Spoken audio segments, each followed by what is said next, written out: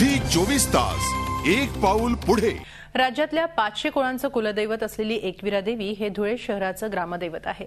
खानदेशातील चाकरमानी नवरात्रोत्सवासाठी आई एकविरा मातेच्या दर्शनासाठी जगातल्या कानाकोपऱ्यातून या ठिकाणी येत असतात।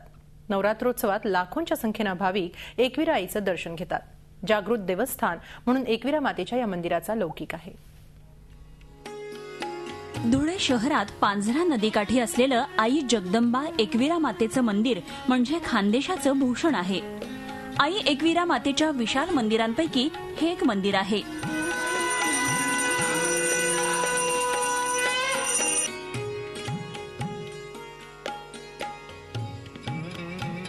या मंदिरात वर्षातून 2 वेळा मोठे उत्सव साजरे केले जातात।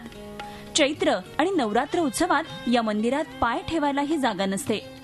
उत्सवादरम्यान राज्यातूनच नव्हे तर गुजरात, मध्य प्रदेशातूनही मोठ्या संख्येनं भाविक देवीच्या दर्शनासाठी येतात। एकविरा मातेची ही मूर्ती स्वयंभू असून ती शेंदूर लेपण असलेली आहे।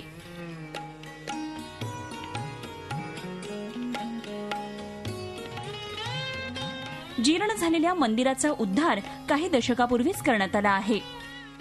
नवरात्र उत्सव आणि चैत्र उत्सव असे 2 उत्सव मोठ्या प्रमाणात साजरा केले जातात आणि या उत्सवासाठी राजस्थान पासून तर महाराष्ट्र, गुजरात, मध्य प्रदेश, छत्तीसगड असे या प्रांतातले बहुसंख्य भाविक दर्शनासाठी येतात आणि हे 250 कुळांचे कुलदैवत असल्या कारणाने बहुसंख्य भाविक या ठिकाणी मानते करता पण येत असतात आणि याच एकविरा देवीला महाराष्ट्रातले 5वे शक्तीपीठ अशी मान्यता प्राप्त झालेली आहे आणि संस्थांतर्फे अनेक वेगवेगळे कार्यक्रम, धार्मिक आणि सांस्कृतिक कार्यक्रम राबवले जातात।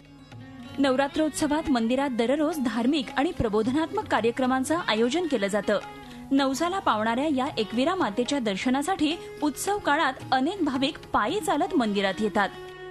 आमची कुलदेवताच एकविरा असल्यामुळे आम्ही श्रद्धेने दरवर्षी न चुकता येतोच आणि मला अनुभव खूप चांगले आलेले आहेत की मी नवस केले ते माझे सगळे पूर्ण झाले आहेत। मी माझ्या मुलांची जावळ सुद्धा इथेच केलेली आहे देवीच्या समोर। त्याच्यामुळे देवीविषयी खूप आदर आणि श्रद्धा सुद्धा आहे। नवरात्रोत्सवात रोज 30 ते 40 हजार भाविक देवीच्या दर्शनासाठी येत असतात।